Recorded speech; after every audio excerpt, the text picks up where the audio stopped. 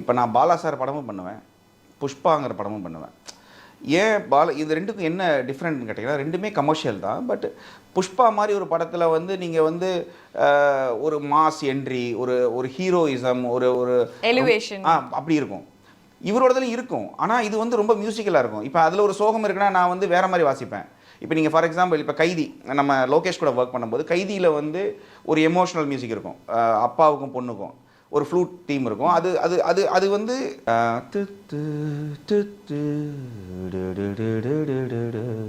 ரொம்ப சிம்பிளாக ஒரு ஒரு மெலோடியாக அப்படி இருக்கும். பட் இப்போ வணங்கான் பாலா சார் அப்படின்னா நான் அப்படி போட முடியாது. ஏன் போட முடியாதுன்னா அது அவருக்கு பிடிக்காதுன்னெலாம் இல்லை.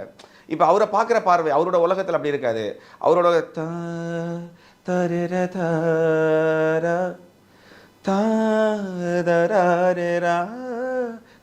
இப்படி ரொம்ப ரொம்ப கர்நாட்டிக்கில் நம்ம இருந்து பண்ணுவோம். பட் அதுலேயும் எமோஷன் கிடைக்கும், இதுலேயும் எமோஷன் கிடைக்கும். ஸோ இந்த வேரியேஷன் இருக்குல்ல, இது என்னால் பண்ண முடியும்னு நான் நம்புறேன்.